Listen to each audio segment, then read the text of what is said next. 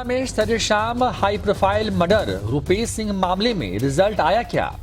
इसका जवाब किसी अधिकारी के पास नहीं है। जिस केस की निगरानी खुद मुख्यमंत्री नीतीश कुमार कर रहे हों, उस मामले का ये हाल है। एक पखवाड़ा बीत गए, लेकिन पुलिस के हाथ अब तक खाली हैं। अब तो मुख्यमंत्री भी शायद इस मामले को भूल गए हैं, लिहाजा पुलिस वाले भी अब ढीले पड़ गए हैं। इस तरह समय बीतने के साथ ही रुपेश हत्याकांड केस के खुलासे की संभावना भी खत्म होती जा रही है। आप इसे आश्चर्यजनक नहीं कहेंगे तो और क्या कहेंगे? 12 जनवरी से 28 जनवरी आ गया, लेकिन सुशासन की पुलिस अब तक हवा में ही तीर चला रही है।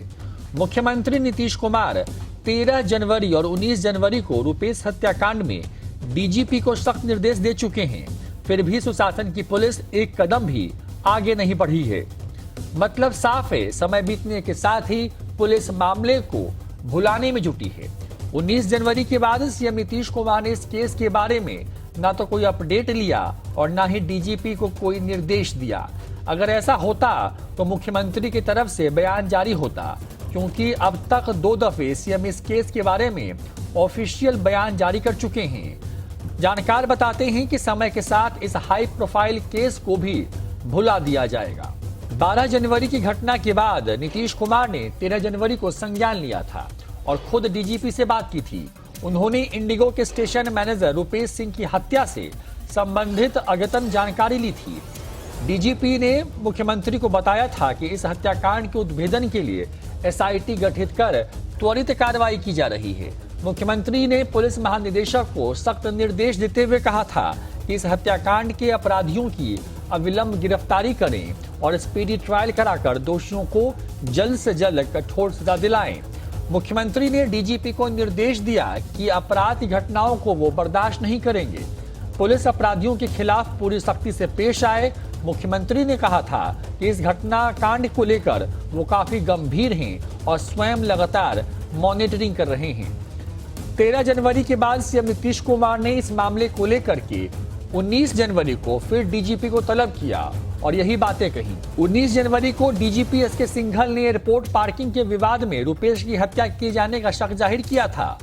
मुख्यमंत्री नीतीश कुमार से मिलने के बाद निकले डीजीपी ने पत्रकारों से कहा था कि एयरपोर्ट की पार्किंग को लेकर बहुत बड़ा विवाद चल रहा था। इसके अलावा उनके परिजनों या जान पहचान वाले लोगों के ठेकेदारी से जुड़ा इशू भी सामने आया।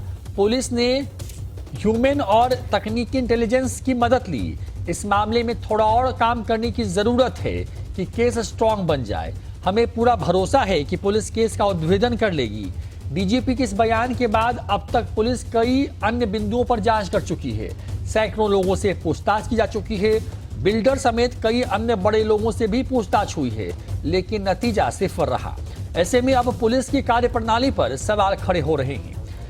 लोग यह मान कर चल रहे हैं कि दूसरे बड़े केस की तरह भी इस केस को भी समय के साथ डंप कर दिया जाएगा। बता दें कि 12 जनवरी को पटना एयरपोर्ट के इंडिगो मैनेजर रुपेश की राजधानी के पुनाईचक में शाम के करीब 7:15 बजे गोलियों से छल्ली कर हत्या कर दी गई। हाई प्रोफाइल मर्डर के बाद बिहार में सुशासन राज पर सवाल खड़े हो रहे हैं। इन तमाम चीजों के बाद एक पखवाड़ा गुजर गया, लेकिन पुलिस के हाथ खाली हैं।